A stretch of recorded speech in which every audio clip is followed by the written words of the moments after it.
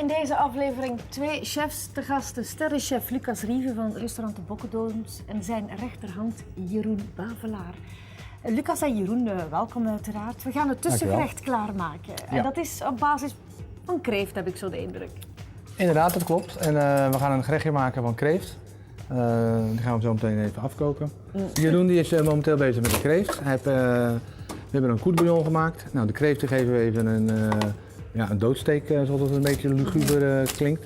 Ja. Doorklieven hem, zeg maar. Dus hij is in één slag is hij dood. Het is een humanere manier als levend in een kokende pan water te gooien. Ja. Kunnen we even vertellen wat er dan in die bouillon precies zit? Nou, de bouillon dat noemen wij zeg maar, in vaktermen een koetbouillon. Er zit wat wortel, ui, knol, selderij, prei, blaadje laurier, wat zout, wat peper.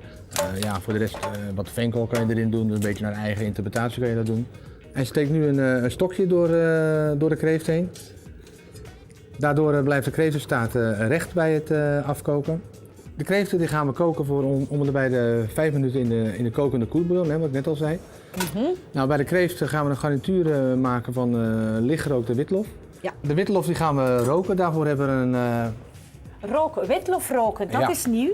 Dat moet je even gaan laten zien, hè? Dit is een stukje van een eierrek, zeg maar, waar je thuis gewoon je eieren in bewaart. Oké. Dit is gewoon een rooksel.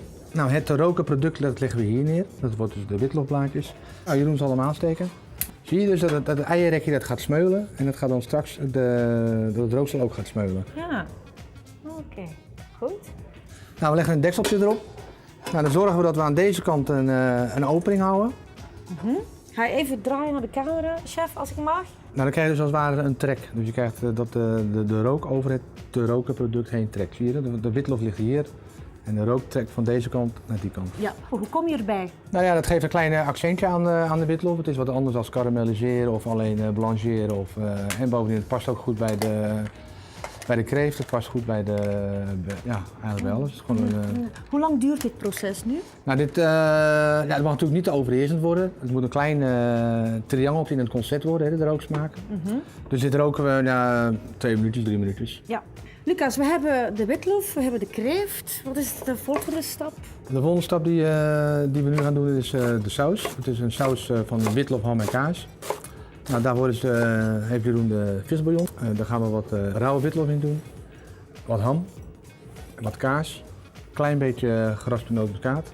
Maar dat gaan we langzaam laten naar de kook brengen. Nou, vervolgens na een kwartiertje gaan we dit vocht passeren, dus door een zeef in een andere pan doen.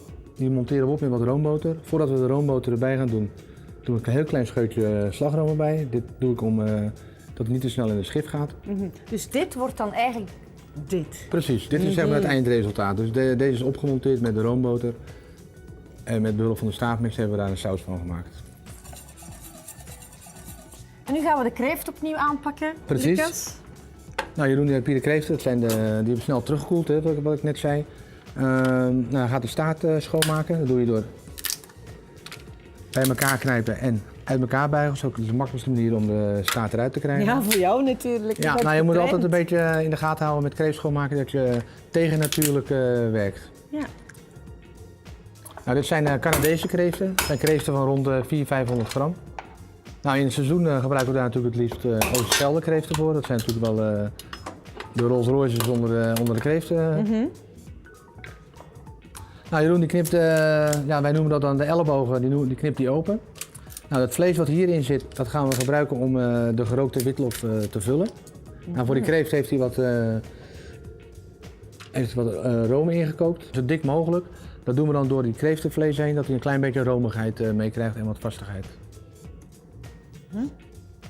Nou, ik doe wat zout-peper op. Gaat het, Jeroen? Ja, zeker weten.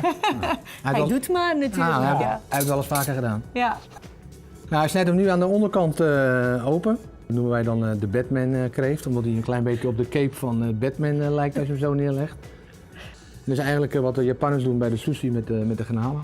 Lucas, wat gaat Jeroen nu doen? Nou, Jeroen die gooit wat picudo olijfolie in dit pannetje. We moeten de kreeft natuurlijk straks weer warm maken. Nou, we pakken die picudo olie omdat hij weinig groene toon heeft. Het is Klopt, een mooie, ja. een beetje een boterachtige smaak. Hij is mooi rond. En dan leggen we straks die kreeft in een oven van rond de 50 graden. Niet te heet, want als kreeft te heet wordt, wordt hij taai. Dan gaat hij een beetje inkrimpen. Maar dat willen we natuurlijk niet hebben. Oké, vervolgens gaan we de lichtgerookte witlofblaadjes gaan we vullen. Nou, Jeroen is bezig met wat paternekerham in dunne reepjes te snijden. Die gaan we straks om de witlof heen rollen. We pakken 2 witlofblaadjes. Daar gaat die vulling in van die elleboogjes. En vervolgens legt Jeroen dan die 2 blaadjes op elkaar. Wikkelt een blaadje op een streepje paternekerham eromheen. Bindt hem een heel klein beetje vast met een bieslookdraadje. Dat bieslookdraadje hebben we van tevoren heel even door kokend water heen gehaald. Dan is hij wat flexibeler. Mooi. Sluit hem een heel klein beetje strak bij aan de onderkant. Nou, je hebt dus de ham. Daar doen we dan een heel klein beetje van die picudo olijfolie overheen.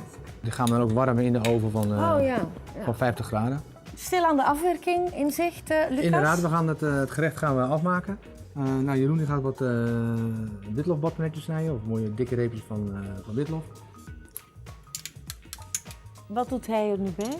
Nou, dit is yoghurt. We hebben een klein beetje kruiden erin gedaan, wat zout en peper. En dan mengen we daar door de witlof heen, dat het een klein beetje smaak mee krijgt. Nou, de saus die gaat koken zoals je ziet. Nou, Jeroen die pakt de warme kreeft. Nou, doet er een heel klein beetje zout en peper op. Oké, dan leg je het op het bord. Vervolgens gaan we de witlofstronkjes, die ook warm zijn, zeg maar. Ja. Die gaan we wat oude oplegkaas over raspen. Om nog een klein beetje het gevoel te geven van witlof, ham en kaas. Nou, we hebben dan de witlofbadnetjes en we hebben nog een borstuitje afgekookt. Die hebben we met een klein beetje picudo olijfolie gemarineerd. En wat zout en peper vanzelfsprekend. Dat leggen we erbij. En we hebben de Salacornia kers. Nou, wat ik net al zei, die is vrij zilt van zichzelf. Dus zeg maar jonge zeekraal. Dat is iets nieuws van koptegers waar ze mee in ontwikkeling zijn. Die stort een klein beetje eroverheen. En dan de saus, wellicht nog. Meesterwerk. Lekker hè? Ja. Een heel mooi wauwgerechtje van Lucas Rieve. Dankjewel Lucas. Maar mag ik ook zeggen een beetje van Jeroen? Zeker weten. Goed zo. Dankjewel. Alsjeblieft. Mooi.